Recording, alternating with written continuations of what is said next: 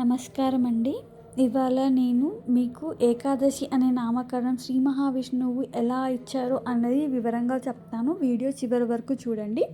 ముందుగా అందరికీ కార్తీక బహుళ ఏకాదశి శుభాకాంక్షలు. ఇవాళ మనం స్వామివారిని వెంకటేశ్వర స్వామి అలంకరణలో చూస్తున్నామండి.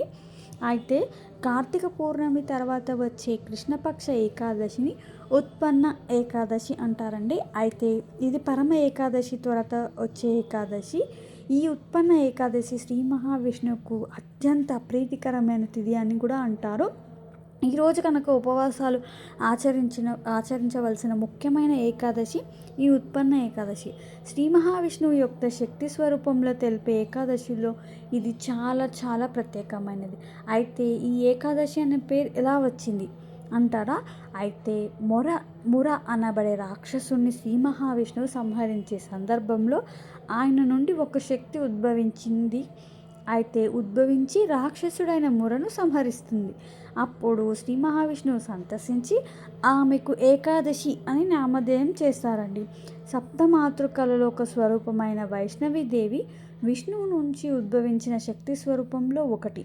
అందువల్ల మనకి ఉత్పన్న ఏకాదశిని ఏకాదశి తిథి యొక్క జయంతిగా భావిస్తారు. ఇలా మనకి శ్రీ మహావిష్ణువు ఏకాదశి అని నామకరణం చేశారండి.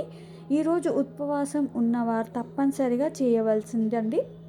ఉత్పన్న ఏకాదశి రోజున ఉపవాసం ఉన్న వారి పాపములు హరించబడతాయండి. అలాగే ఈ పాపముల నుండి విముక్తి పొందడాన్ని మరియు చివరికి మోక్షాన్ని పొందుతారని కూడా భావిస్తారండి. మరణం తర్వాత వైకుంఠం విష్ణువు నివాసానికి నేరుగా తీసుకువెళ్తుంది ఈ ఉపవాసం చేయడం వల్ల.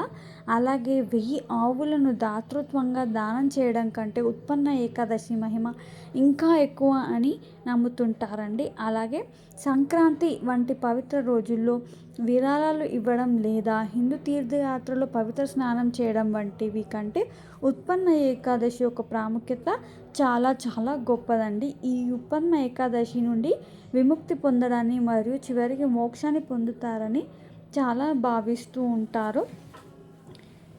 ఉపవాసం వల్ల హిందూ భక్తులు ఉత్పన్న ఏకాదశి వ్రతాన్ని పూర్తి అంకితభావంతో ఉత్సాహంగా పాటిస్తారని కూడా చెప్తుందండి మనకి.